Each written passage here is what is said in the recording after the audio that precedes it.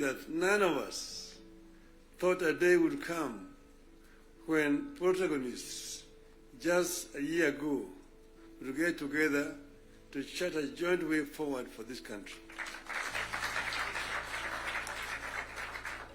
How did we find ourselves together, and why are we here today? One, in life of a nation, there comes a time when danger knocks on the door. It happened in the U.S. during the Civil War that threatened to dismember the USA as we know it today. There's a region today referred to as former Yugoslavia. Yugoslavia existed as a country between 1918 and 1992. Then it fell apart into several countries, including Croatia, Montenegro, Serbia, Slovenia, Bosnia, and Macedonia. The former president of Yugoslavia, the late General Joseph Broz Tito, used to say jokingly that I am the glue that is holding this fragile nation called Yugoslavia together. And if I depart, it may disintegrate in several small nations. And true to his prophecy, this happened today. There's no Yugoslavia. Closer to home here next door is Somalia. In 1991, we were here when Siad Barre was forced to run out into exile where he died. Look at Somalia today. So there are several examples that exist around the world. As leaders, we are supposed to scan the horizon, spot the danger, and act to subvert that danger. In 2024, the last year, we understood that the dark clouds that were gathering over Kenya could have been exciting, but they could also mark the end of Kenya. We decided that it is better to have an imperfect country that is struggling to mend its ways than to have a collapsed one.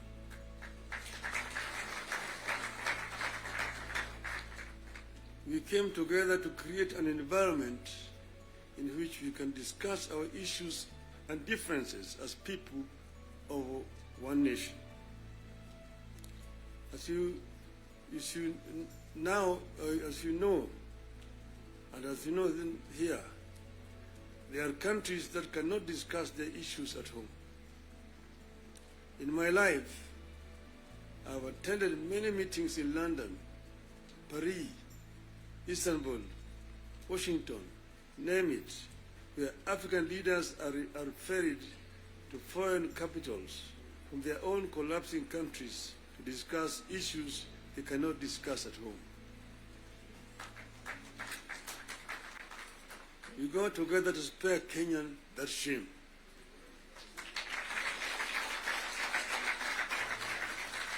Our object was and remains one, as one U.S. Senator called it, our country, our whole country, and nothing but our country. Having stabilized the nation, how have we performed in the intervening periods? How do we do better?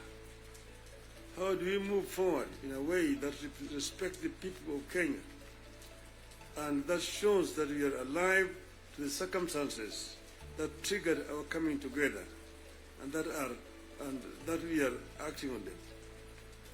That is our object today. And that's why we are here today. We met and we decided that we needed to have, for the first time, a joint parliamentary group meeting. We could now discuss with our members of parliament. It was over 2 months ago, an opportunity to discuss in this very same place here with the members of the executive.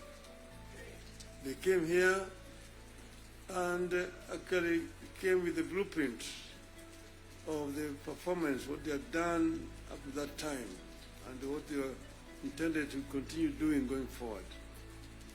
And I was very candid with them in my discussions with them.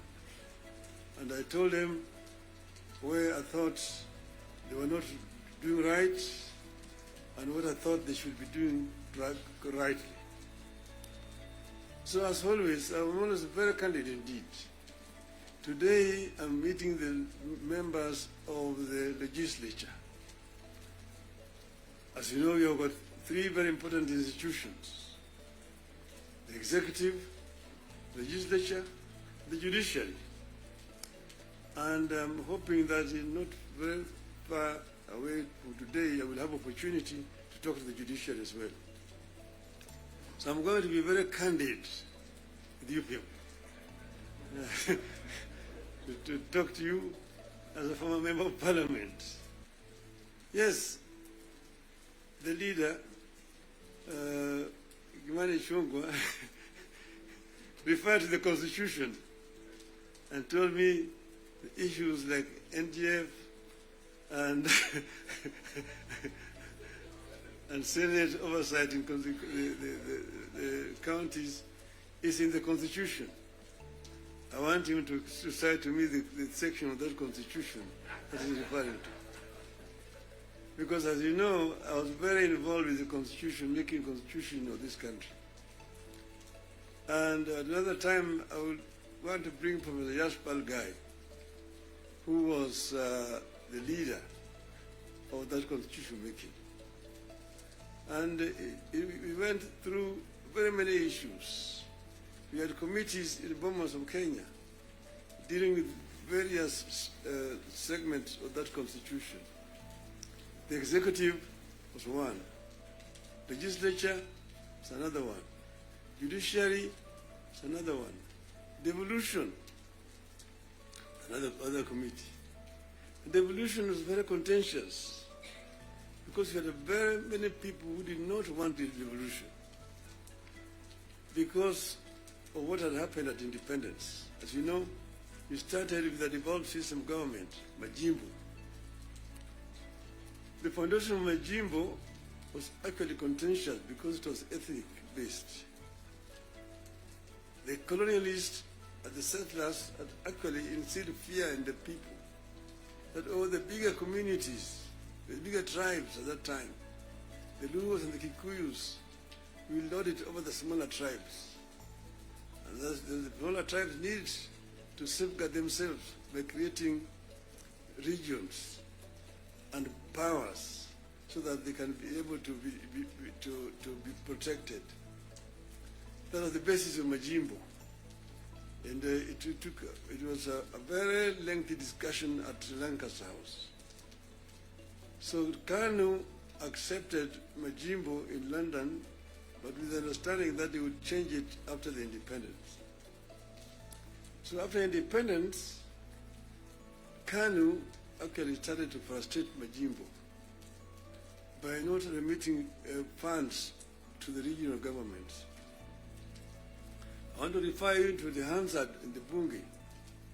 There's a motion that was moved by the then leader of opposition at that time, the late Ronald Ngala, of censorship of the Prime Minister, Jomo Kenyatta, because he had refused to release funds to the regional government.